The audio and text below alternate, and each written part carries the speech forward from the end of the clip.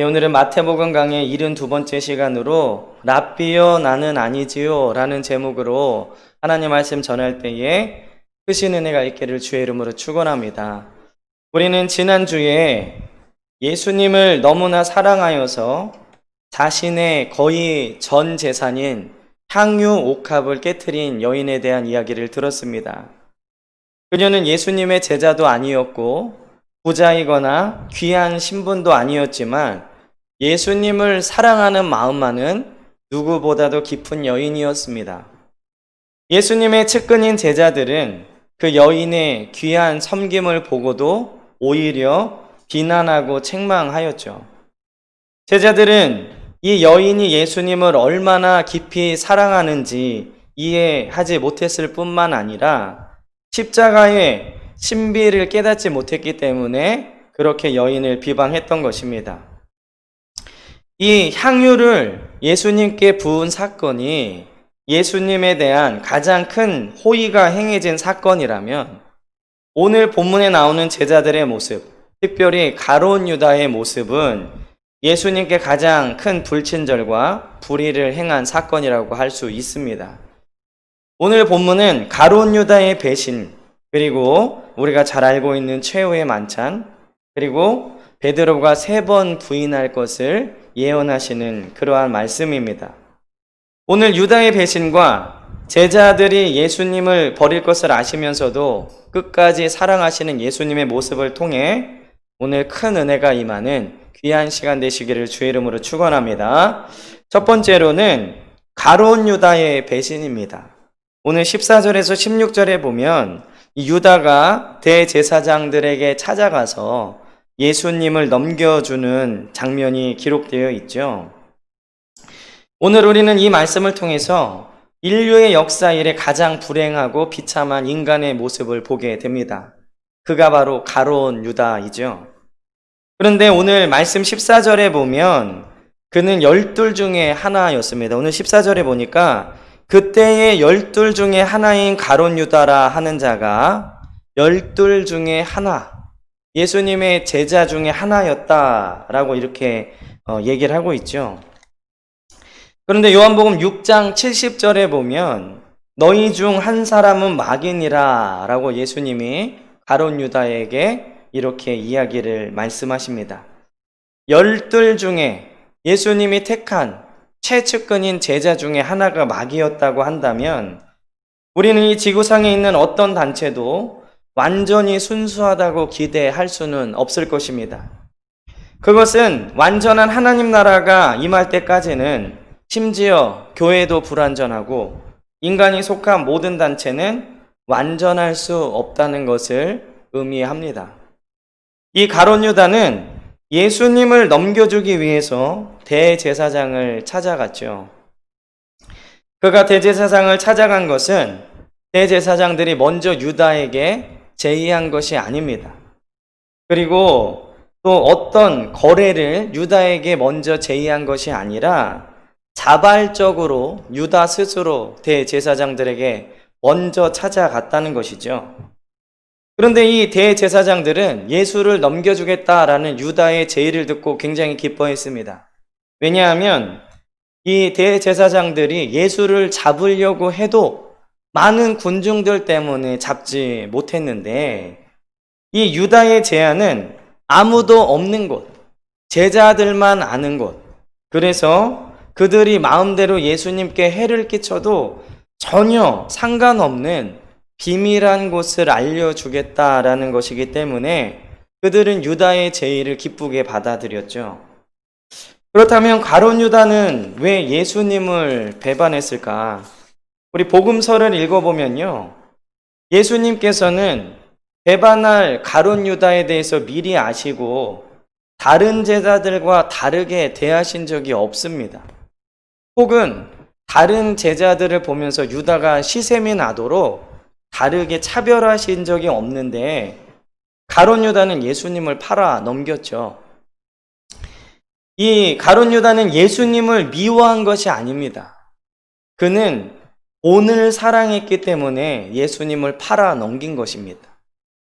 오늘 대제사장을 찾아간 유다의 말 15절을 보면 그가 돈을 얼마나 사랑했는가를 알 수 있죠. 15절에 보면 너희가 얼마를 주려느냐 이렇게 물어보고 있죠. 얼마를 주려느냐.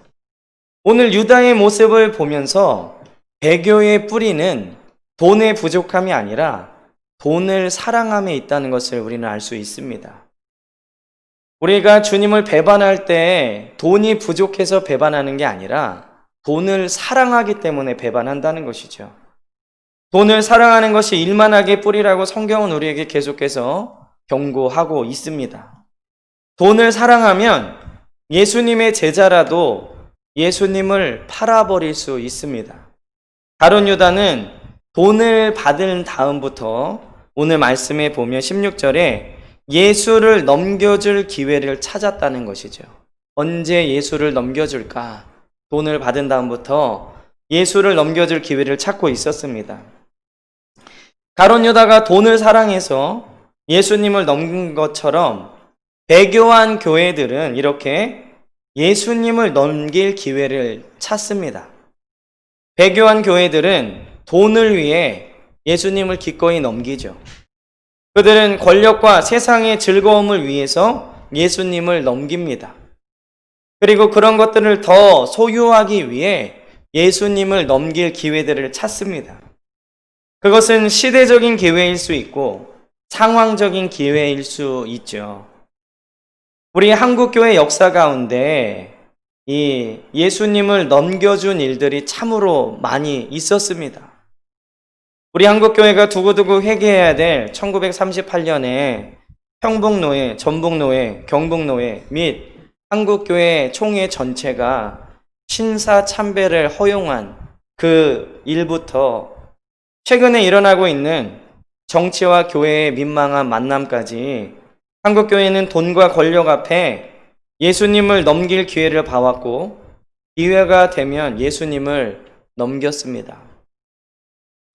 유다는 예수님과 함께 있었지만 돈을 사랑했기 때문에 예수님을 팔았죠.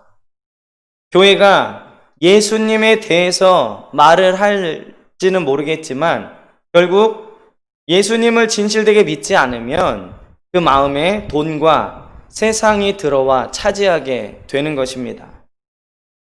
저는 최근 한국교회의 가장 큰 문제점을 개인적으로 볼 때, 이건 어디까지나 제 개인적인 생각인데요. 예배를 정쟁화하고 있는 것이 가장 큰 문제라고 생각을 합니다. 표면적인 문제는 대면 예배냐, 비대면 예배냐로 보여지지만 결국 그것을 따지고 보면 이것은 예배학적인 문제가 아니라 정치 성향 문제로 나타나고 있다는 것이죠. 대면 예배를 드리는 교회는 반정부적인 성향을 가진 목회자들이 대부분입니다. 근데 예배는 대면 예배이든 비대면 예배이든지 간에 이거를 정쟁화해서는 안 됩니다. 정치적인 이슈로 사용해서는 안 된다는 얘기죠. 저는 우리 사랑하는 베델교회 성도들에게 성경적인 이해가 필요하기 때문에 최근 상황들에 대해서 목회적인 관점의 설명이 필요함을 느꼈습니다. 지금 일부 극우 개신교도들의 행태로 말미암아서 교회가 세상에 많은 지탄을 받고 있죠. 그거는 이 세상이 예수님을 미워하는 그러한 예수님이 말씀하신 복음을 전할 때 받는 핍박이 아닙니다. 이 성도들의 이기적인 그리고 복음적이지 못한 삶을 통해서 지탄을 받고 있는 것이기 때문에 우리 베델교회 성도님들에게는 이 제대로 성경적인 관점을 심어주기 위한 설명이 필요하다는 생각을 했습니다. 이 극우 개신교들이 지금 세상 사람들에게 지탄을 받는 이유는 그 교회와 목회자들이 복음의 능력을 잃었기 때문에 그렇습니다. 그리고 그런 지도자들의 가르침을 받는, 그래서 말도 안 되는 얘기를 들으면서 아멘하는 그 성도들은 실상을 보면 성경보다 유튜브를 더 많이 본다는 것이죠. 유튜브를 보는 만큼 성경을 보느냐? 그렇지 않다는 겁니다. 말씀보다 정치 이야기를 훨씬 많이 하는데, 그리고 그들은 아무 이야기나 듣고 아멘합니다. 그 열광적인 분위기 때문에 그런지 모르겠지만 정말로 말도 안 되는 얘기인데 아멘 한다는 것이죠. 그러므로 정치의 성도들을 동원하는 교회와 목회자는 피하셔야 됩니다. 그들은 예수님을 따르는 것이 아니라 그 내면을 들어가 보면 돈과 권력을 섬기는 사람들입니다. 성경을 덮어두고 사상을 가리키는 자들이죠. 제가 마태복음 24장을 강의하면서 예수님의 말씀을 여러분들에게 전했는데, 말세에는 거짓 그리스도와 거짓 선지자들이 나타날 것이다 라고 예수님은 분명히 우리에게 말씀하셨습니다. 이 거짓 선지자들이 멀리 다른 나라에 있을 것이라고 생각하면 안 됩니다. 목사라는 타이틀, 장로 권사라는 타이틀을 가지고 복음에서 서서히 떠나게 하는 것이 바로 그들의 방법입니다. 복음이 아닌 이데올로기를 자꾸만 듣게 되면 균형 감각을 상실하게 되고 심하게는 이성이 마비됩니다. 이성의 상실을 신앙이라고 착각하게 되고 이성적이고 상식적인 사람들을 보면 세상적이라고 비난하고 비판한다는 것이죠. 그들은 한쪽으로 치우쳐 있기 때문에 어떠한 사람들을 혐오하고 그런 혐오적인 발언을 하고 폭력적인 행태를 서슴지 않고 행합니다. 어제 한 TV 프로를 보면서 이 구구 개신교 목회자들이 이 취재진들을 대하는 행동을 보면서 과연 저게 목회자의 모습인가? 저 언행과 폭력적인 행동이 과연 예수님을 가르치고 따르는 사람의 모습인가? 의문이 들었습니다. 세상 사람들도 하지 않는 폭력과 욕설을 하면서 세상 사람들의 손가락질을 받고 있는 현실이죠. 그러므로 우리는 향유를 부은 여인처럼 예수님을 깊이 사랑해야 될 뿐만 아니라 말씀을 통한 귀한 분별력이 있어야 될 줄 믿습니다. 예수님을 판 가룟 유다가 예수님이 만드신 공동체에서 나왔다는 사실을 기억해야 합니다. 우리는 가룟 유다처럼 예수님을 넘길 기회를 찾는 자들이 아니라, 그래서 그 동기가 돈과 권력을 너무 사랑했기 때문에 예수님을 팔 기회를 찾는 자들이 아니라 향유를 부은 여인처럼 예수님을 섬길 기회를 찾는 자들이 되어야 될 줄 믿습니다. 오늘 이 시대를 잘 분별하고 예수님을 진정으로 사랑하는 우리 베델교회 성도님들 되시기를 주의 이름으로 간절히 축원합니다. 두 번째로는요, 랍비여 나는 아니지요 입니다. 오늘 25절에 보면 예수를 파는 유다가 대답하여 이르되 랍비여 나는 아니지요. 저는 이 구절을 보면서요, 제가 예수님의 그 자리에 있었다면 네가 나를 파는 것을 내가 알고 있다, 그러면서도 저는 아니지요 라고 이 얼굴을 싹 가리고 물어보는 그 유다가 얼마나 미웠을까. 저 같았으면요 이 만찬 자리에서 쫓아버렸을 거예요. 예수님은 그러지 않으셨어요. 끝까지 제자들과 똑같이 대해 주셨습니다. 오늘 이 말씀은 우리가 잘 알고 있는 마지막 만찬, 최후의 만찬의 이야기입니다. 이 최후의 만찬은 유월절에 행해졌는데 예수님은 유월절 어린 양으로 세상에 오신 분이시기 때문에 그가 속죄의 양으로 죽으실 시기도 유월절이 가장 적합한 시기라고 할 수 있죠. 하나님은 속죄의 언약을 피로 세우셨습니다. 이 구약 율법 아래의 속죄의 언약은 짐승의 피로 세우셨지만 신약에 와서 하나님은 그의 아들의 피로 만민을 속죄하는데 새 언약을 세우셨다는 것입니다. 그러므로 예수님은 하나님의 어린 양이 되어 이 새 언약의 피를 흘리셔야 했기 때문에 십자가에 달려 죽으신 것입니다. 예수님이 유대인들이 지키는 유월절에서 자신의 살과 피를 상징하는 떡과 포도주를 나누어 마시게 하신 일은 이 새 언약에 참여하는 자들에게 굉장한 중요한 의미를 갖는 것입니다. 우리가 1년에 몇 번 행하는 성찬식은 굉장히 중요한 의미를 갖는 거예요. 짐승의 피 대신 하나님의 아들이신 예수님이 우리를 속죄하시기 위해서 죽으신 그 언약을 기억하는 것이죠. 그렇기 때문에 우리는 주님 오실 때까지 성찬 예식을 진행하고 예수님의 십자가의 고난과 구속의 은혜를 기억하는 것입니다. 이 예수님은 새 언약의 피에 대한 성찬에 앞서서 제자들에게 오늘 21절에 보면 너희 중에 한 사람이 나를 팔 것이다 라고 말씀하셨습니다. 그런데 예수님의 이 두려운 발언 앞에서 제자들의 질문이 이상합니다. 우리 같으면 이렇게 물어보겠죠. 너희 중에 한 사람이 나를 팔 것이다. 그러면 어떻게 물어보겠어요? 누가 팔겠습니까? 이렇게 물어봐야 정상이잖아요. 근데 제자들은 주여, 나는 아니지요? 라고 이렇게 물어보고 있어요. 이 세상에서 자신을 가장 잘 아는 하나님 빼고 자신을 가장 잘 아는 사람이 내 자신이죠. 나를 가장 잘 아는 사람은 나입니다. 근데 그들은 왜 주님께 나는 아니지요? 라고 이렇게 물어봤을까요? 첫 번째로 그들은 가룟 유다만큼은 아니지만 적잖게 예수님께 실망한 상태였습니다. 그들은 계속해서 종말에 대한 얘기와 함께 예수님이 계속해서 이제 며칠 후면, 이제 3일 후면 내가 십자가에서 죽을 것이다 라는 얘기를 계속 들은 거예요.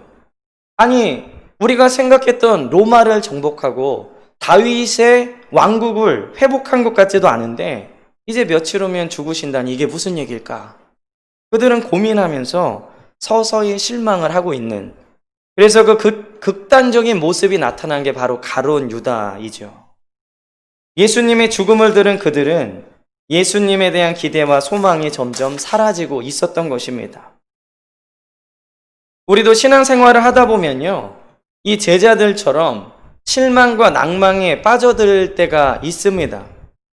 아니, 왜 이렇게 오래 기도했는데 주님이 응답하시지 않는 것일까? 하나님께서는 지금 왜 이때 도와주시지 않는 것인가? 저도 요즘에 기도하면서 이러한 실망과 낭망이 찾아올 때가 있습니다. 아니, 왜 한국교회를 이렇게 예배를 사모하는 사람들을 하나님 왜 도와주시지 않는 겁니까? 왜 이 바이러스를 빨리 없애주시지 않는 것입니까? 이거는 정말로 유한한 인간의 생각일 뿐이고 하나님은 그 놀라운 그 무한한 지혜와 우주적인 질서로 허용하시는 것이겠죠. 이 제자들의 그런 실망과 낭망은 그 뒤에 보면 결국 십자가 앞에서 도망치게 만들었습니다. 우리도 신앙의 낭만과 실망이 지속되면 십자가로부터 멀어지고 도망치게 될 수 있습니다. 그리고 결국에는 믿음의 파선을 당하게 되고 가룟 유다처럼 주님과 영영 멀어지게 되는 것이죠. 그렇기 때문에 우리에게 영적인 침체가 찾아올 수는 있지만 거기에 빠져 있어서는 안 된다는 겁니다. 여러분들에게 낭만과 실망이 찾아올 때 우리는 더 주님을 의지하고 주님께 더 나아가시는 우리 베델교회 성도님들 되시길 주의 이름으로 축원합니다. 또 오늘 제자들이 주여 나는 아니지요 라고 물어봤던 질문의 두 번째 이유는 그들은 자기 자신이 유혹에 빠질 수 있을 만큼 연약하다는 것을 알았습니다. 주님은 우리에게 시험에 들지 않도록 기도하라 라고 가르쳐 주셨죠. 그들은 평소 자주 넘어지는 자신들의 모습을 통해 내가 넘어질 수 있겠구나, 유혹에 넘어갈 수 있겠구나 라고 생각을 했던 것입니다. 우리는 물론 연약하고 부족하죠. 그러기에 우리는 주님께 더욱 매달려 있어야 합니다. 나 혼자서는 버틸 수 없죠. 지금 같은 시기에 더욱 그렇습니다. 경제적으로, 심리적으로, 여러 가지 상황적으로 우리 정말로 버틸 수 없을 만큼 힘들죠. 그때 우리가 낭망하고 실망할 것이 아니라 나는 연약하지만 우리 주님은 강하시니 주님께 더 매달려야 합니다. 저는 최근에 세상 사람들이 이 기독교의 구분 없이 신천지나 니네나 극우 기독교나 니네나 다 똑같은 거 아니냐? 그런 얘기를 들을 때마다 야, 이제 코로나가 끝나도 전도할 수 없겠구나. 한국 교회는 이제 사망 선고를 받았구나. 어떤 목사님이 나와서 그런 얘기를 하시더라고요. 그런 마음이 들 때가 있었습니다. 그러나 기도하는 시간에 하나님께서 주신 마음은 뭐냐면 너희가 절망적이고 한국 교회가 끝났다라고 생각하는 그때 내가 역사하겠다. 나의 능력은 무한하니까 너희가 우리의 힘으로는 이제 아무것도 할 수 없다라고 모든 걸 내려놓을 때 내가 한국 교회에 새 힘을 불어넣겠다. 그런 마음을 부어 주셨습니다. 저는 그 안에 우리 베델 교회가 반드시 있을 거라고 믿습니다. 하나님이 우리에게 말씀하신 이 복음을 정확하게 전달하고 하나님이 원하시는 교회의 모습을 순수하게 유지할 수 있다면 하나님이 행하시고 일하시는 그때에 반드시 우리 베델 교회를 들어 사용하실 줄 믿습니다. 우리의 연약할 때, 우리의 부족함이 느껴질 때 낭망하지 마시고 더욱 주님을 의지하시는 저와 여러분들 되시길 주의 이름으로 축원합니다. 그리고 제자들이 주여 나는 아니지요? 라고 물었던 이유 세 번째는 그들은 이렇게 물음으로써 예수님의 평가를 듣고 싶었던 것입니다. 나는 아니지요. 그들은 예수님의 대답을 통해 예수님이 나를 어떻게 생각하고 계신지를 물어보고 있는 것이죠. 예수님이 과연 나를 스승을 팔아버릴 정도의 그런 사람으로 보고 있는가? 그리고 스승을 팔아넘길 사람이 나만 아니면 된다라는 이기적인 마음이 있는 것입니다. 물론 인간은 본능적으로 자기 자신을 먼저 생각하게 되죠. 그러나 그리스도인들은 이웃을 내 자신과 같이 사랑하라 라는 명령을 받은 사람들입니다. 우리가 비대면 예배를 드리는 것은 극우 개신교인들보다 믿음이 적어서 하나님을 그들보다 덜 사랑하기 때문이 아닙니다. 그것은 바로 하나님을 사랑하고 이웃을 사랑하기 때문에 경제적으로도 어려워지고 여러 가지로 어렵지만 비대면 예배를 드리는 거죠. 우리 사랑하는 베델교회 성도님들도 비록 가정에서 예배를 드리고 계시지만 이 시간 하나님을 사랑하고 이웃을 사랑하는 마음이 충만하다면 그곳이 바로 천국이고 하나님이 임재하시는 거룩한 곳인 줄 믿습니다. 물론 우리는 극단주의적인 무교회주의에 빠져서는 안 되죠. 이 비대면 예배를 4차 산업의 대안이라고 그래서 앞으로 이러한 것을 쭉 들어야 된다라고 이렇게 생각하시면 안 됩니다. 지금 비상시국에 드리는 임시 방편인 것을 잊지 말고 코로나가 끝났는데도 영적 게으름에 빠져서는 안 됩니다. 이 마지막 만찬의 가장 위선적인 가룟 유다의 모습이 나오는데 바로 그의 질문입니다. 오늘 말씀의 제목처럼 랍비요 나는 아니지요. 그는 이미 예수님을 팔아넘겼고 예수님이 말씀하시는 것이 자신인 것을 알고 있었습니다. 근데 그는 예수님에 대해 의도적으로 랍비요라고 말하고 있죠. 여러분들이 복음서를 읽어보시다 보면 제자들은 평소에 예수님을 주님이라고 불렀습니다. 근데 오늘 랍비라고 이 가룟 유다는 부르고 있죠. 선생님, 나는 아니지요. 이 얼마나 위선적이고 간사한 질문입니까? 예수님은 유다의 질문에 너가 맞다 라고 오늘 말씀해 주십니다. 예수님은 그에게 화내지 않으셨죠.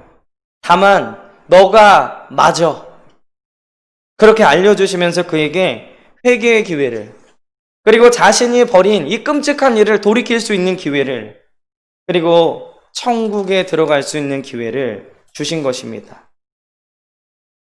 여기서 우리는 주님이 우리를 얼마나 사랑하시는가를 알 수 있죠. 우리는 가룟 유다처럼 뻔뻔하게 주님을 외면하고 주님의 마음을 아프게 하면서 나는 아니지요. 나는 잘 믿고 있지요. 나는 괜찮은 신앙인이지요. 주님께 이렇게 뻔뻔하게 묻고 있는 것입니다. 나는 저들보다 그래도 주님을 잘 섬기는 사람이지요. 그러면서 뻔뻔하게 죄짓고 나서 주님, 내가 왜 그럴 수밖에 없는지 다 아시지요. 이해하시지요. 그렇게 주님께 묻고 있지는 않는가. 그때 주님께서 유다를 이 최후의 만찬 속에서 내쫓지 않으셨던 것처럼 주님은 오늘 우리에게 회개의 기회를 주시고 돌이킬 수 있는 기회를 주시는 것입니다. 이 유다의 질문과 제자들의 질문의 내용은 같지만 전혀 다른 질문이죠. 제자들은 두렵기 때문에, 자신에 대한 확신이 없기 때문에 물은 것이지만, 유다는 자기가 예수님을 파는 것에 대해서 정확하게 알고 있었지만 이러한 질문을, 위선적인 질문을 했던 것입니다. 우리는 다른 제자들처럼 내가 연약하고 내 자신에 대해 신뢰할 수 없고 낭망에 빠질 수는 있지만 가룟 유다와 같이 위선적으로 되어서는 안 됩니다.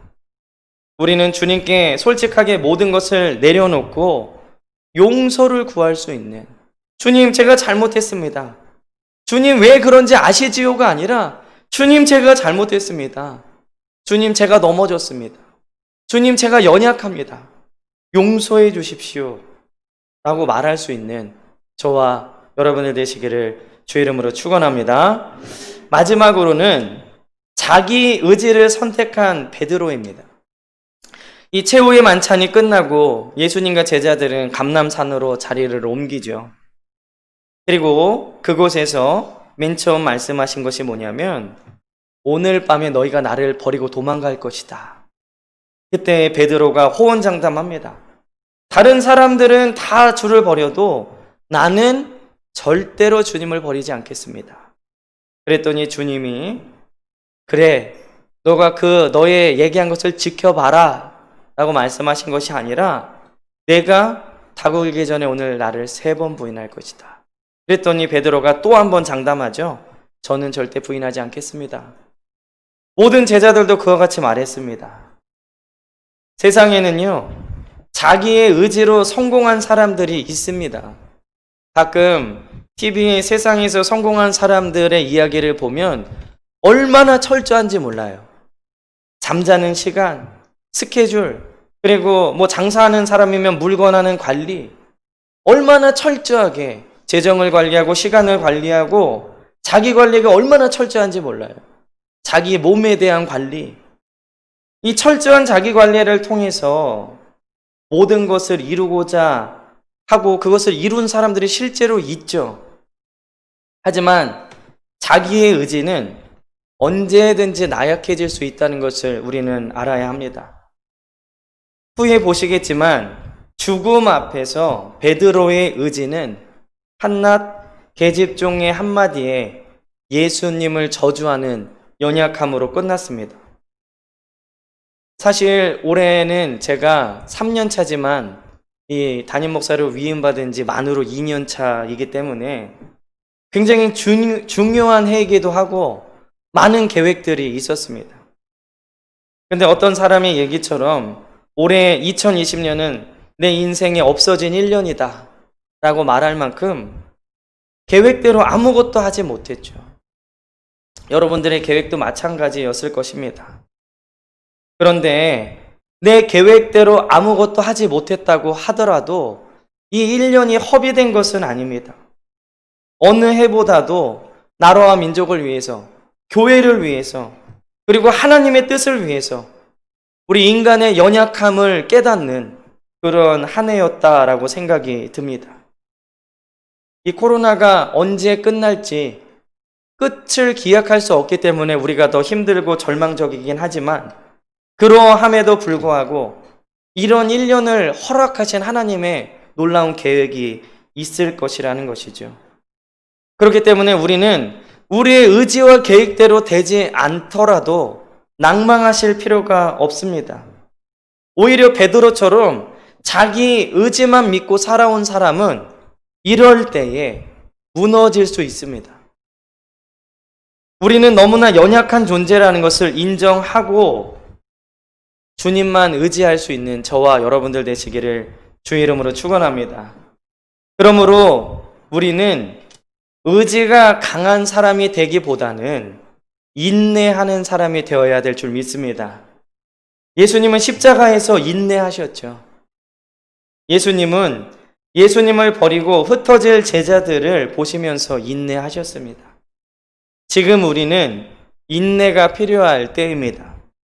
모두가 어려운 이때에 믿음의 인내를 가지시기를 주의 이름으로 축원합니다. 사실 신앙생활은 인내의 생활이죠.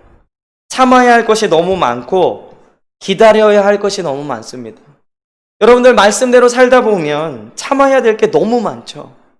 성질대로 할 수 없는 것들도 너무 많습니다.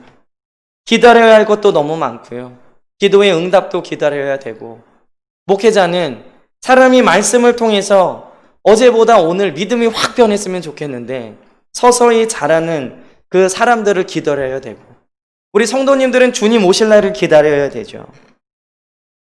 그렇기 때문에 낭망되고 실망되는 현실 앞에 넘어지지 마시고 예수님과 같이 인내하며 참고 견디고, 그리하여서 인내의 놀라운 열매를 맺는 우리 귀한 베델교회 성도님들 되시기를 주의 이름으로 간절히 축원합니다. 기도하겠습니다.